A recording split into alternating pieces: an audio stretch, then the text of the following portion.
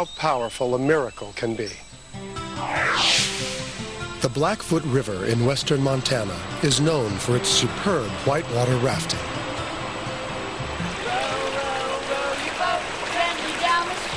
On Memorial Day weekend, 1986, Terry Perigo and her 9-year-old daughter Shelley joined her friend Steve Combs and his children, Thomas and Iceland, for a weekend adventure.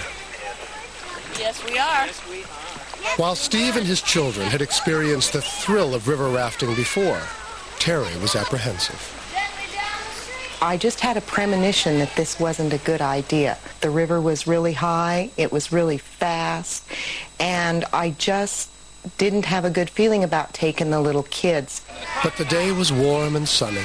All the kids were in life jackets, and Terry soon put her fear behind her. It was a beautiful day, and we were just enjoying the day with our kids. Don't forget to scream. But suddenly, the group found themselves approaching a series of dangerous rapids. Steve was sitting on the rear of the raft, desperately trying to maneuver it through the rocks with a paddle. And there was a rock jutting out of the water, about 4 or 5 feet out of the water. And there was a dip. And as we went over the dip, it threw me off balance a little bit. Steve was thrown violently into the raging waters, his foot tangled in the raft. The force of his fall, along with the fury of the current, was enough to flip the raft, pitching Terry and the 3 children into the freezing waters. I popped up and I was so cold that I couldn't breathe. I could not catch my breath at all. I looked around and all I could see were Steve and Iceland, his daughter, who had popped up right next to me. Steve grabbed his daughter and began to heave her toward the riverbank to safety. I don't know how I did this because there was no place to stand, but I was able to throw her about 10 feet or so. Then we were close enough to the shore where I got a footing and pulled her over. Steve and his daughter were now safely on shore. I just collapsed, and my daughter was there and just held on to me. I was absolutely hysterical because I knew down deep I'd never see my son alive again. Terry struggled against the current, frantically searching for the children, who did not know how to swim well. The children were nowhere to be found. I couldn't see them. And I remember thinking the kids were drowned.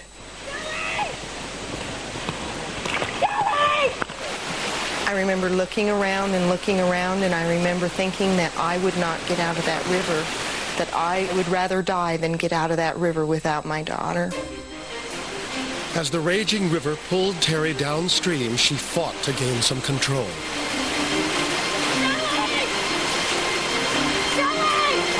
But the currents were too powerful.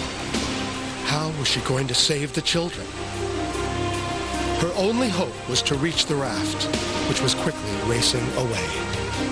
All of a sudden, I saw our overturned raft. It was a long way down the river. The rapids carried the raft farther and farther away from Terry.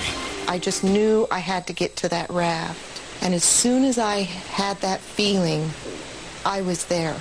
Suddenly, a mysterious force lifted Terry, and she found herself right next to the overturned raft. I don't remember getting there. I didn't swim there. There would have been no way I could have caught up with that raft. It was like something picked me up out of the water and moved me and put me down right by that raft. As this mysterious force placed Terry at the raft, her terror continued as she searched for the drowning children. Where were they? And would they survive this tragic nightmare? Now her only hope for survival, and the only way she could continue to search for the missing children, was to turn over the raft and get inside. But unable to touch bottom and with no leverage, how could she possibly turn it over? Suddenly, the same mysterious force that had carried her to the raft came to the rescue again. The raft lifted in her hand. It was easy.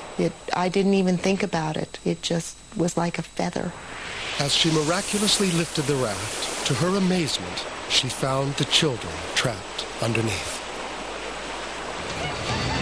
But the threat to Terry and these two young children was far from over. We were going right into the big rapids, and I was really scared. I didn't know what was going to happen because I didn't have enough strength to get us across the river. It was taking us down the river instead. The river was now a torrent of white water funneling through a canyon of sheer cliff walls. Even if Terry and the two kids could manage to navigate the raft to the water's edge, there was no place to land. And then, Terry spotted a tiny beach wedged in the rocks of the cliff. But with the speed of the currents, there seemed to be no way she could get to it in time. And I remember thinking this was our only chance. And as I thought that, even though we were past it, something just moved us there. That something, that mysterious force, had come to her aid once again. Just as suddenly as it had begun, the harrowing ordeal was over. Terry and the kids instantly found themselves safely beached on a spit of ground that had moments earlier been over 25 feet away. I didn't feel us being moved. It wasn't like you pick up a dish and take it from one point to the other. We just were there. Moments later, Steve and his daughter arrived with another rafting crew. I have the kids. We're okay. When Terry hollered at me and told me everything was fine, it was just like an instantaneous relief, and I absolutely collapsed. And soon, they would all be reunited. I was so overwhelmed by what had happened, and we were exhausted, but I knew something miraculous had happened. No one can explain the series of events that happened that day.